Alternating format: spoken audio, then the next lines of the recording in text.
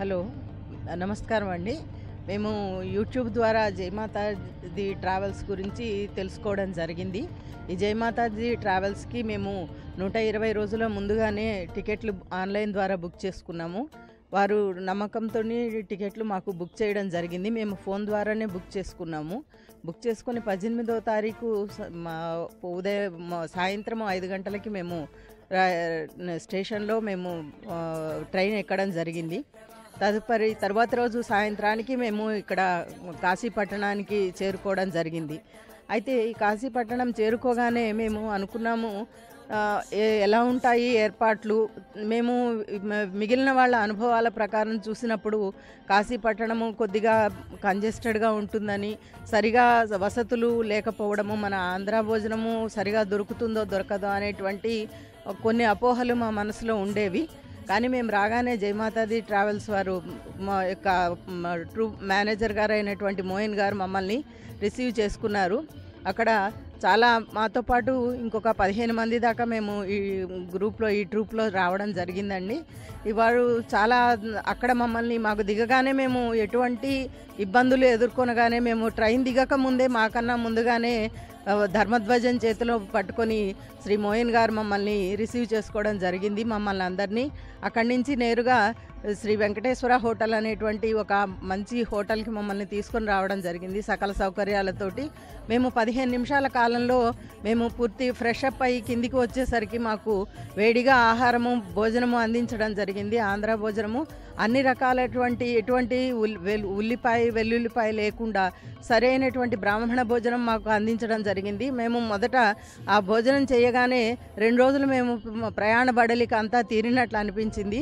వెంటనే స్నానం చేసి ఆ రోజు రెస్ట్ తీసుకోవడం జరిగింది. తర్వాత నుంచి మా కార్యక్రమాలు కాశీలో ప్రారంభమయ్యాయి. నిజంగా ఇది చెప్పాలంటే ఒక అద్భుతమైన యాత్రగా మా మనసులో నిలిచిపోయిందండి. ఈ కాశీ నుంచి మళ్ళీ ప్రయాగరాజ్ తీసుకువెళ్ళడం జరిగింది. ప్రయాగరాజ్లో నిజంగా త్రివేణి సంగమంలో స్నానం చేయించడం అనేటువంటిది అక్కడ ఉన్నటువంటి బోట్ వాళ్ళతోటి మాట్లాడి మమ్మల్ని తీసుకుని వెళ్ళి అక్కడ బోట్ వాళ్ళు కూడా మేము అంత లోతున ఉన్న త్రివేణి సంగమంలో నిజానికి మేము స్నానం చేయగలమా లేదా, కొంచెము మా శరీరాలు చూస్తే స్థూలకాయలం అయినప్పటికీ మేము చేయగలమా లేదా అనేటువంటి భయం నాకు ఏర్పడింది. నేను దానిలో మునిగి లేవగలనా అనేటువంటి భయం ఉన్నప్పుడు అక్కడ ఉన్నటువంటి శ్రీ మోయిన్ గారు అక్కడ ఉన్నటువంటి పడవ వారితోటి మాట్లాడి మమ్మల్ని జాగ్రత్తగా దానిలో దింపి వాళ్ళే మమ్మల్ని పైకి లేపడం నిజంగా ఒక అద్భుతంగా అనిపించింది. అసలు మనంతట మనం వెళ్ళినట్లయితే నిజంగా చేయగలనో లేదో అనేటువంటి బాధ మాకు ఉండేది. కానీ మేమిద్దరము త్రివేణి సంగమంలో స్నానం చేసి తర్వాత వేణీదాన కార్యక్రమం జరిపించడం అనేటువంటిది జరిగింది. జీవితకాలంలో మళ్ళీ మనము వివాహము షష్ఠి పూర్తి నాడు చేసుకోగలమేమో కానీ నిజంగా అటువంటి త్రివేణి సంగమంలో అక్కడ మళ్ళీ వేణీదానంతో వివాహ కార్యక్రమం మా దంపతులకు జరిపించడం మాకెంతో అద్భుతంగా అనిపించింది. అక్కడి నుంచి మళ్ళీ కాశీ చేరుకున్నాము. కాశీకి చేరుకొని మణికర్ణికా ఘాట్లో పిండదానం కానీ పెద్దలకి పితరులకి మాకు పిండదానం అనేటువంటిది జరపడము, వారితో పాటు మా మనసు కూడా చాలా తృప్తిగా అనిపించిందండి.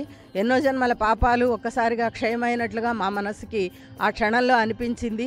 ఆ రకంగా మేము ఆ పిండదాన కార్యక్రమం మణికర్ణికా ఘాట్లో చేసి, అది కూడా మణికర్ణికా ఘాట్లో కూడా ముందుగా పిండదాన కార్యక్రమం కాకుండా ఖచ్చితంగా దేవతలు స్నానం ఆచరించే 12 గంటల కాలంలో మాకు స్నానం చేయడం అనేటువంటిది జరిగింది మణికర్ణికా ఘాట్లో. తర్వాత అది జరిగిన తర్వాతి కార్యక్రమంలో మేము గంగా హారతి అనేటువంటి ఒక అద్భుతమైనటువంటి దృశ్యాన్ని తిలకించగలిగాము.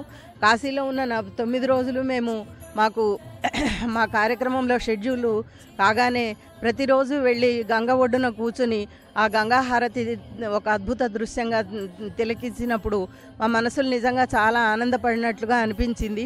తర్వాత అక్కడి నుంచి బయలుదేరి అయోధ్య చేరి బాలరాముని దర్శనాన్ని ఒక 2 గంటలు క్యూలో నిలిపించినప్పటికీ కూడా ఎంతో అద్భుతంగా బాలరాముని దర్శనం చేసుకున్నప్పుడు నిజంగా చాలా ఎంతో అదృష్టం చేసుకున్నాము అనిపించింది. తదుపరి కార్యక్రమంలో ఈ కార్యక్రమం మొత్తం అంతటా కూడా మేము అలసట పడినది ఎక్కడా లేదు. మంచి బాగా మంచి సీటర్స్ ఉన్నటువంటి బస్సులు అరేంజ్ చేయడం జరిగింది. ఎటువంటి కంజెస్టెడ్గా కాళ్ళు మధ్యలో పెట్టుకొని అంతంతసేపు 6 గంటలు 7 గంటలు బస్సులో ప్రయాణించగలమా అనేటువంటి అనుమానం మాకు వచ్చినప్పటికీ కాళ్ళు చాపుకోవడానికి వీలుగా ఉండేటువంటి మేము 15 మంది అయినప్పటికీ మంచి లగ్జరీ బస్సుని మాకు ప్రొవైడ్ చేయడం జరిగింది. కాళ్ళు పెట్టుకోవడానికి కాళ్ళు చాపుకోవడానికి వీలుగా ఉంది. తర్వాత మేము దర్శనం చేసుకొని వచ్చేసరికి వెంటనే అప్పటికప్పుడే మాకు దర్శనం ఆ బడలిక తీరి మేము నిజానికి కాశీపట్టణంలో మేము జయమాతాజీ ట్రావెల్స్ వారికి ఇచ్చిన అమౌంట్ తప్పితే మేము ఎక్కడ ₹1 కూడా భోజన సదుపాయాలకు కానీ టిఫిన్లకు కానీ కాఫీలకు కానీ లేదా టీలకు కానీ ఎక్కడ మేము ₹1 ఖర్చు చేయలేదని వాస్తవం. ఇది చాలా వాస్తవం అండి. మీరు జయమాతాజీ ట్రావెల్స్ కనుక మీరు బుక్ చేసుకున్నట్లయితే ఎటువంటి ఇబ్బందులు మీకు లేకుండా మీకు కావలసినవన్నీ చూపించగలరు. తర్వాత కాశీ లోకల్ టూర్ జరిగింది. నిజంగా అది ఒక అద్భుతంగా చెప్పొచ్చండి. మనం వెళ్ళినట్లయితే మనము ఆ కాశీ టూర్లో అన్ని ప్రదేశాలు మనం పోయేవాళ్ళము. లోలార్క కుండము, సంకట్ విమోచన టెంపుల్స్, నిజానికి వారు చూపించిన టెంపుల్స్ అన్నిటినీ మనం తిరిగి ఒకసారి అనుకోవడానికి కూడా మనకి గుర్తురానన్ని టెంపుల్స్ మనకి చూపించారు. ప్రతి దగ్గర కూడా అక్కడ ఉన్నటువంటి లోకల్ గైడ్ చేత మనకి కొద్దిగా ఎక్స్ప్లెనేషను ఆ టెంపుల్ గురించి, ఆ టెంపుల్ యొక్క వైశిష్ట్యం గురించి ముందుగానే మోయిన్ గారు మాకు వివరించడం జరిగింది. తర్వాత తదుపరి పంక్చువల్గా ఇంకొకటి కూడా జరుగుతుంది. ఏంటంటే అండి, ట్రావెల్స్లో వెళ్ళినప్పుడు మనంతటా మనం వెళ్ళినప్పుడు ఒక అరగంట అటు ఇటు మనము వెళ్ళొచ్చులే అనుకున్నప్పుడు మన షెడ్యూల్ అంతా మనకి కొద్దిగా ఇబ్బందికరంగా అవుతుంది. మన షెడ్యూల్ మనం సరైన టైంకి చేయలేకపోతాము.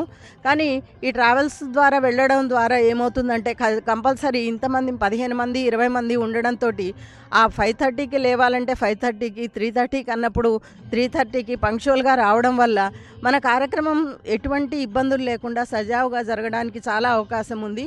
ఇక్కడ తర్వాత బయట మనము హోటల్లో ఎక్కడన్నా భోజనం చేసినట్లయితే ఒకరోజు తిన్న తర్వాత మళ్ళీ మనకి దానివల్ల డిస్టర్బ్ అయ్యి నెక్స్ట్ డే మన షెడ్యూల్ అంతా ఇబ్బందికరంగా మారుతుంది. కానీ ఇక్కడ మనకి అక్కడ హైదరాబాద్ నుంచి వచ్చిన వంటవారు కావచ్చు, వారు సరైన సదుపాయంతో ఎక్కడికక్కడ మన ఆరోగ్యరీత్యా సరైనటువంటి ఆహారాన్ని అందించడము, అది కూడా వేడివేడిగా అందించడం ద్వారా మనకి ఎటువంటి ఇబ్బంది లేకుండా మన ప్రయాణము సజావుగా జరుగుతుందండి. ఈ రకంగా మేము ఈ జయమాతాజీ ట్రావెల్స్ ద్వారా మేము వెళ్ళి రావడం వల్ల నిజానికి మేము అనుకున్న రకంగా మా యాత్రని పూర్తి చేయగలిగాము. మా బృందంలో ఎవ్వరు కూడా ఈ ఆరోగ్య సమస్యలు ఏవీ ఎదుర్కోలేదు. గంగా స్నానం చేశాము. మామూలుగా అయితే చల్లనీళ్ళు స్నానం చేస్తే ఏమవుతుందో అనుకుంటున్నాము, కానీ గంగా స్నానం చేయడం అనేటువంటిది నిజంగా ఒక అద్భుతము. అలాగే గోమతి నది స్నానము, త్రివేణి సంగమంలో స్నానము, తర్వాత ప్రతి చోట సంకల్పము, పూజ, నిజంగా అద్భుతంగా మా యాత్ర జరిగిందని జయమాతాజీ ట్రావెల్స్ వారికి అనేక రకాలుగా మేము ధన్యవాదాలు తెలియజేసుకుంటున్నాము.